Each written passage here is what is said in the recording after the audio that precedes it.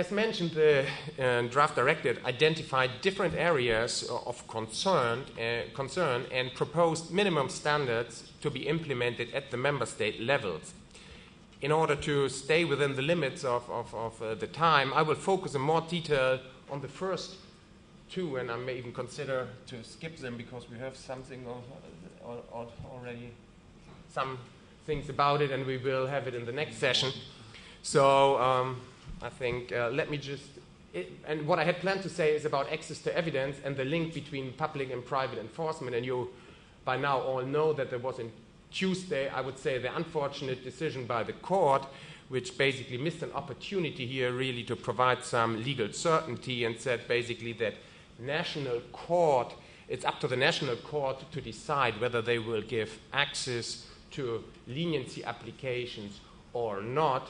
And I just want to make one point here, because, well, Croatia may decide on its own what it will do, and maybe also other countries. I think it is indeed important, first, that third-party access to the authorities' file is limited as far as leniency statements are concerned, and second, and equally important, that oral statements are allowed. I know there are some countries that do not allow this, but this is very important because it at least minimizes the risk that these statements can be uncovered in the course of disclosure or discovery proceedings. And why do I think that all this is important? It's, of course, important not to jeopardize the idea of the leniency system. So I skip these two to make a shortcut. Okay, my last 4 slides address the question, where do we stand today in the EU?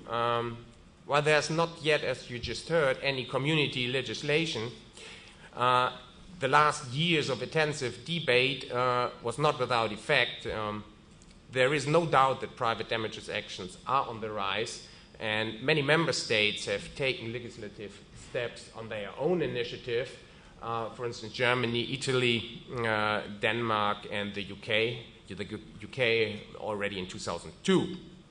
And already in 2007 follow-up study, you may recall that I briefly summarized the results of this 2004 study, identified almost 100 antitrust damages cases between 2004 and 2007. So that meant in only 4 years there were 100% more cases than in the 50 years prior to 2004. It is interesting, but I think not really surprising, that it seems that almost all private damages actions are follow-on actions, i.e. based on infringement decisions by the Commission on national courts. Standalone private actions seem to play only a role for injunctions or in contract law cases, but not for damages claims. So this may look a little bit complicated, and maybe it is also, but the chart covers the 2006 to 2010 EU Commission price cartel decisions in excess of 100 million euro in total fines. And the bigger red stars that you see, and you see there are many, highlight the cases for which civil damages actions have been publicly reported. There may be more, but at least that's where I found some evidence of litigation.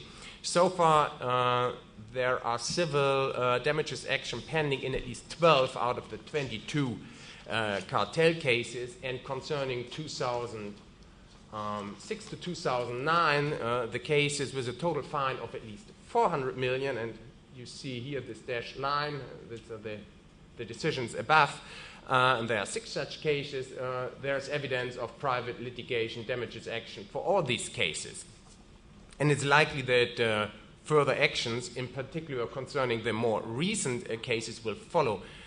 Many member states, and you have already heard it, provide that damages claims are only time-barred at least 2 years after the infringement decision by the regulator or by an appeal court has become final, and at least with respect to the more recent cases, this is not yet the case. So here I have summarized, and I apologize that I don't go in further detail for here, but I have summarized based on an informal survey among my colleagues how cartel damages litigation has developed in 4 large member states, the UK, France, Italy, and Germany. And The highest amount that has so far been awarded was in France in the so-called Mors-Carbinal case. It is an amount of 5 million, but that was not even a pure cartel case. It was a combination of 101 and 102. At least in France, Italy, and Germany, damages have been awarded more or less frequently. In Germany, to give an example, successful claims relate so far to 3 cartels, the EU-sanctioned vitamin and carbonless paper cartels, and to the ready-mix concrete cartel that was sanctioned by the German Federal Cartel Office. And the highest amount so far was awarded to a food producer. The name is Stork. They produce some of these small sweets in an action against Swiss pharma giant Roche, which, as you all know, participated in the vitamins cartel.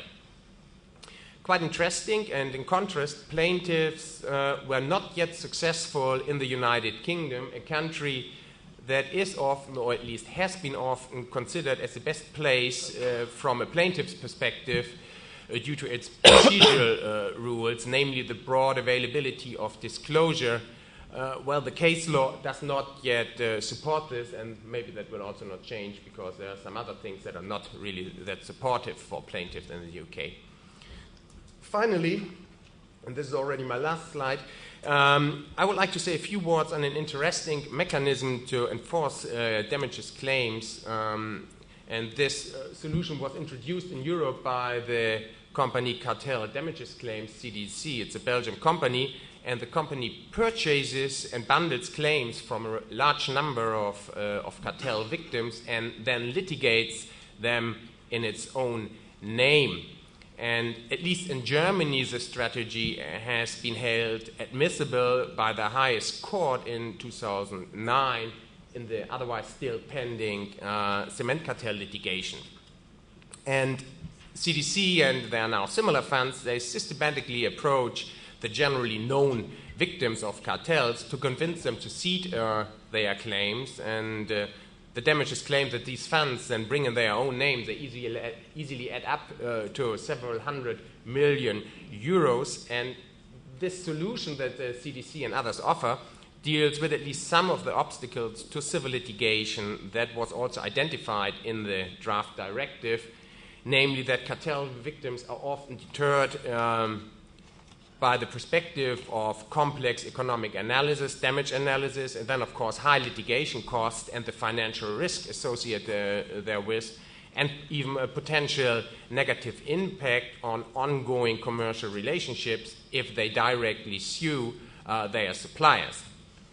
As I've mentioned, so far the damages awarded in court in the EU have been relatively small, and I'm curious to see whether these companies, or maybe even individual companies, will change this and indeed be able to recover hundreds of million euros.